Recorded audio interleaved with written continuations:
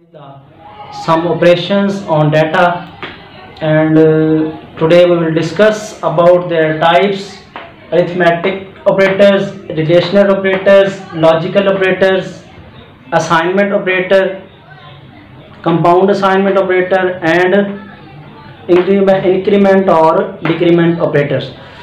Students, arithmetic operators हमने discuss किया था.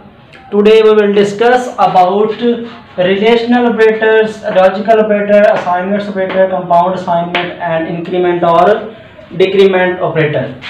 तो हम इसको वन बाय वन स्टडी करते हैं कि रिलेशनल ऑपरेटर क्या होता है.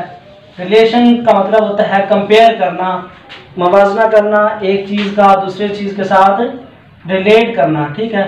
रिलेशनल ऑपरेटर्स ये ऐसे ऑपरेटर्स होते हैं जो दो वैल्यूज़ के दरमियान रिलेट करते हैं, मुवाजना करते हैं.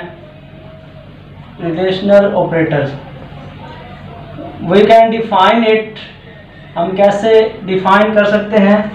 The operators which are used to compare the values. The operators which are used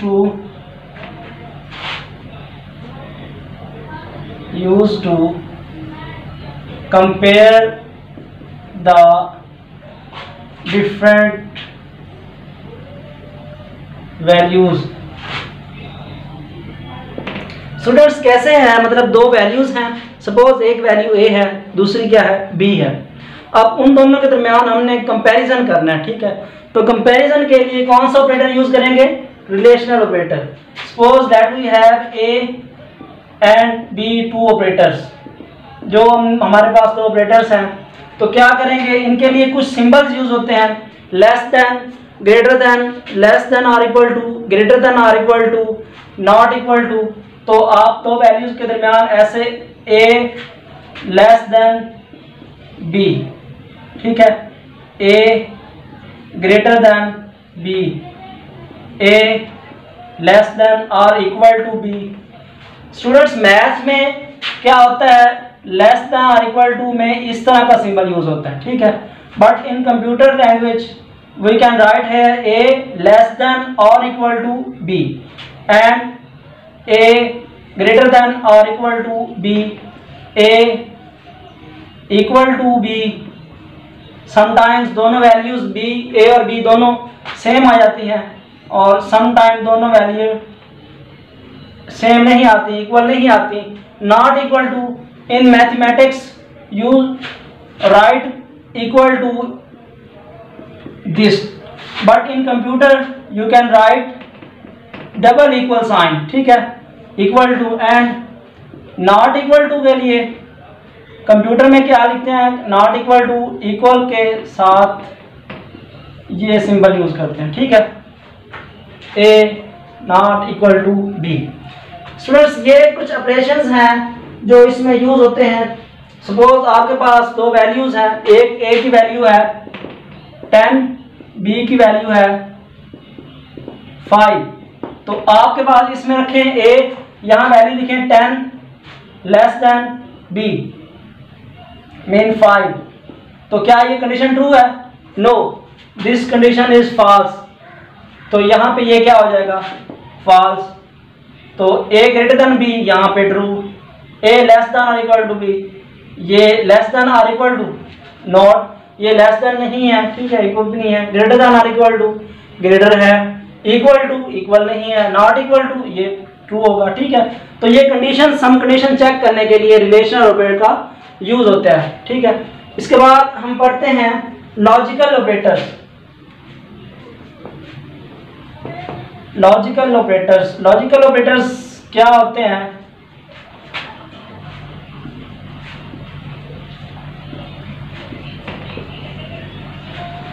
logical operators, the logical operator are used to evaluate compound conditions.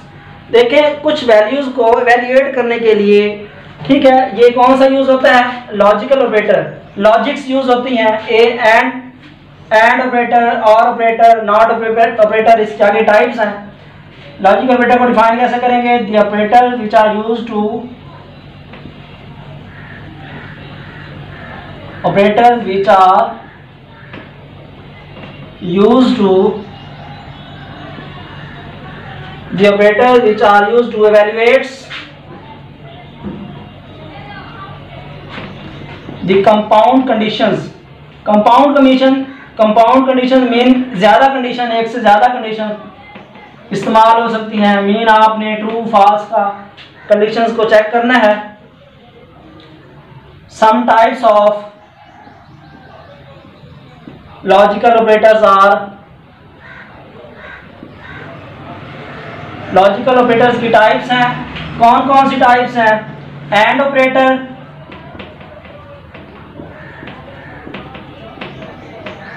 And operator, or operator, third पे है not operator. ठीक है, अब इसकी types हैं logical operators की, and और not. ठीक है, एंड ऑपरेटर के लिए हम डिस्कस करेंगे एंड ऑपरेटर क्या होता है, और ऑपरेटर के लिए, नॉट ऑपरेटर के लिए। स्टूडेंट्स, एंड ऑपरेटर का जो सिंबल होता है वो एम्परसेंड साइन मीन ऐसे। ठीक है, और ऑपरेटर के लिए कौन सा सिंबल यूज होता है? और ऑपरेटर के लिए पैरेलल ऐसे। ठीक है, दोनों आपस में पैरेलल। नॉट ऑपरेटर के लिए, ठीक है, ये सिंबल यूज होता है। ठीक है, तो स्टूडेंट्स हम चेक करेंगे दो कंडीशंस लेंगे, दो स्टेटमेंट्स लेंगे ए और बी, फिर उनको चेक करेंगे कि कौन सा है ऑपरेटर ट्रू है, कौन सा ऑपरेटर फॉल्स है। तो हम एक टेबल के थ्रू चेक करते हैं कैसे हैं। सपोज दो वैल्यूज, एंड ऑपरेटर को पहले हम डिस्कस करते हैं। एंड ऑपरेटर क्या होता है? एंड ऑपरेटर्स का सिंबल क्या है? एम्परसेंड साइंस मीन ये साइन होता है। इसको डबल लिखा, इसलिए लिखा कि दो कंडीशंस के लिए हम चेक करते हैं A and B. And operator, in and operators if you have two values, अगर आपके पास टू वैल्यूज हैं A and B, then if all the conditions are true, अगर आपके पास दोनों कंडीशंस ए और बी जो दोनों ट्रू हैं, तो देन रिजल्ट इज ट्रू। फिर आपका जो ऑपरेटर होगा वो ट्रू आंसर देगा। अगर आपका एक कंडीशन भी रॉन्ग हो गई उनमें से, तो क्या होगा? आपके पास ये रिजल्ट फॉल्स होगा। क्या इसको लिख सकते हैं? The operator, in this operator it is used to evaluate conditions and it produces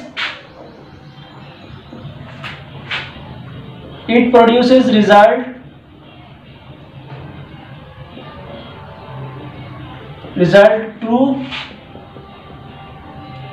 when all the conditions are true।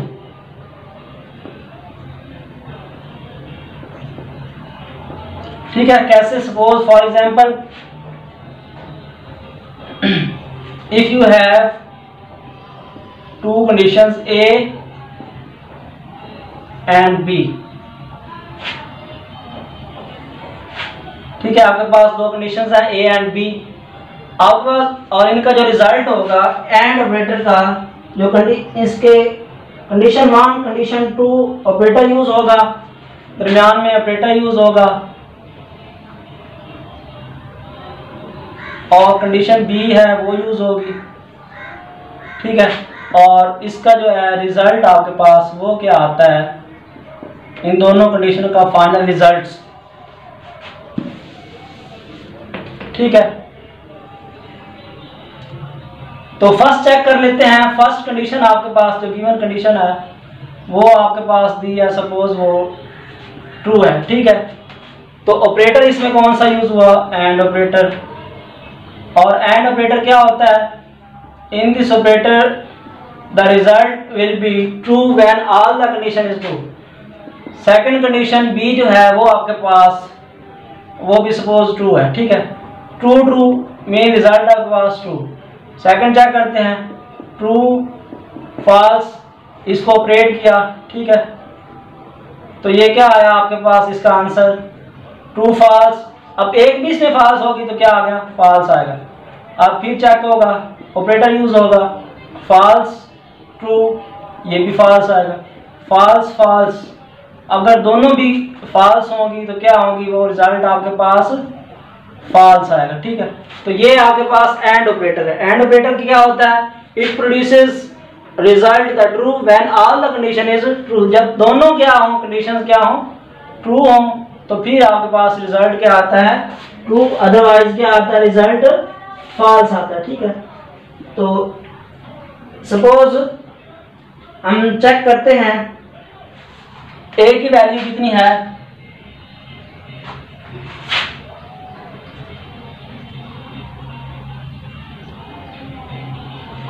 Next हम बढ़ते हैं और ऑपरेटर, ठीक है। और ऑपरेटर क्या होता है,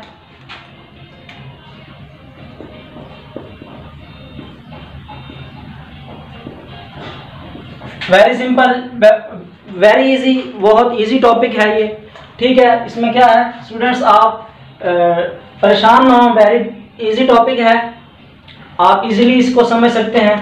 और ऑपरेटर क्या होता है, it produces the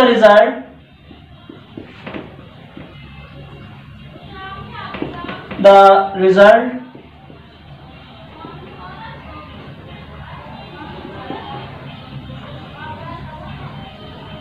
true when any one statement या one condition is true,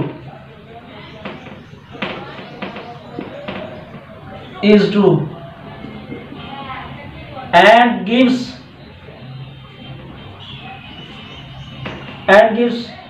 false when all the conditions are false। मतलब जब आपके पास दोनों कंडीशंस क्या होंगी, इसके लिए भी हम टेबल बनाते हैं। हम क्या है कि हम एक ऑपरेटर ए लेते हैं, एक कंडीशन ए लेते हैं, उनके दरमियान ऑपरेटर का सिंबल आर का ये होता है, और बी कंडीशन लगाते हैं और इसका रिजल्ट चेक करते हैं। तो रिजल्ट इसका क्या आता है, तो ए कंडीशन, सपोज आपके पास ए कंडीशन है ट्रू, ठीक है, आर ऑपरेटर लगा, तो दूसरी भी क्या है आपके पास, ट्रू है, ठीक है। तो जब दोनों को ऑपरेटर मिलाएगा तो ट्रू, ये रिजल्ट क्या आएगा, ट्रू आएगा, ठीक है। अच्छा, अब सेकेंडली क्या आ सकता है, अगर ट्रू है और एक फॉल्स है, ठीक है, तो फिर भी रिजल्ट क्या आएगा आपके पास, ट्रू आएगा, क्योंकि मैंने बताया any one condition is true, result is true. अगर एक बार आपके पास एक फॉल्स है और दूसरा ट्रू है, तो फिर भी कंडीशन क्या आएगा, रिजल्ट इसका ट्रू आएगा। तो फॉल्स कब आएगा, जब आपके पास दोनों कंडीशंस जो हैं वो फॉल्स होंगी, ठीक है। तो रिजल्ट आपके पास क्या आएगा, false. When all the given condition are false then statement is, then result is false, ठीक है। तो ये ऐसे students, true false, true false, true false, false false, ठीक है। तो ये क्या है, or operator. Not operator very simple. Not operator क्या होता है, not operator it is unitary operator. अगर आपके पास एक कंडीशन दी हुई है ट्रू, तो उसका रिजल्ट क्या आएगा, वो फॉल्स। अगर आपके पास कंडीशन ट्रू दी हुई है तो उसका रिजल्ट फॉल्स आएगा। अगर कंडीशन फॉल्स दी हुई है तो रिजल्ट क्या आएगा, true. It is unitary operator, वो बाइनरी ऑपरेटर होता है। और इसमें क्या होता है, इसका सिंबल ये है, ठीक है। It gives the result true when condition is false and gives false when condition is true। Main ये अपोजिट प्रोसेस करता है। अगर कंडीशन दी हुई है ट्रू तो रिजल्ट क्या देगा, फॉल्स। अगर कंडीशन फॉल्स दी हुई है तो रिजल्ट क्या देगा, ट्रू, ठीक है। ये कंडीशन है और इसका ये रिजल्ट है। तो ऑपरेटर इसके दरमियान कौन सा यूज होता है, ऑपरेटर ये यूज होता है, ठीक है। तो अगर ये सिंगल यूनिटरी ऑपरेटर होता है, क्या करता है, कंडीशन आपके पास दी हुई है ट्रू, तो रिजल्ट आपके पास क्या देता है, फॉल्स। कंडीशन फॉल्स है तो रिजल्ट आपके पास true. These are the operators and or not. Now we will discuss about assignment operator, compound assignment operator, increment और decrement operator one by one. Assignment operator क्या होता है, ऐसा ऑपरेटर जिसमें किसी चीज को वैल्यू असाइन की जाए, ठीक है। Assignment operator,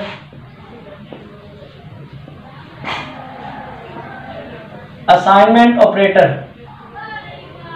very simple topic, very easy topic. Assignment operator क्या होता है, an operator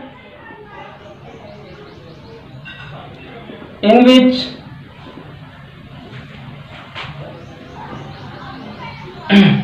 the value is assigned to the operator। Mean आपके पास कोई ऑपरेटर है ए एंड बी और उसको आपने वैल्यू को असाइन करनी है। वैल्यू जब देंगे तो क्या होगा, ये असाइनमेंट ऑपरेटर होगा, ठीक है। असाइनमेंट ऑपरेटर में क्या है, आप किसी भी फंक्शन, किसी भी स्टेटमेंट को आप वैल्यू असाइन करते हैं। फॉर एग्जांपल क्या दे सकते हैं, a इज इक्वल टू 100, ठीक है।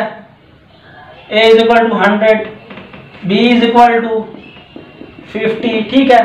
ये वैल्यूज देते हैं, या c को एक ऑपरेटर में उसमें a प्लस बी, इन दोनों की आप वैल्यू देते हैं a प्लस बी। तो a की कितनी वैल्यू है 100 प्लस b की क्या है 50, तो c की वैल्यू आपके पास कितनी आ गई 150। Mean this is assignment operator. Now compound assignment operator. Compound assignment operator क्या होता है,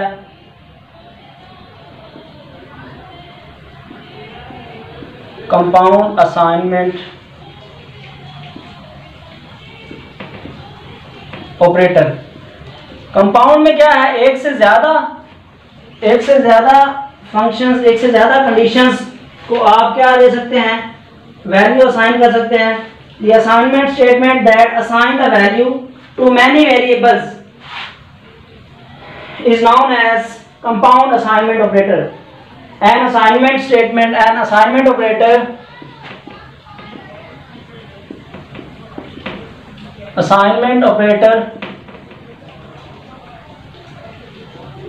in which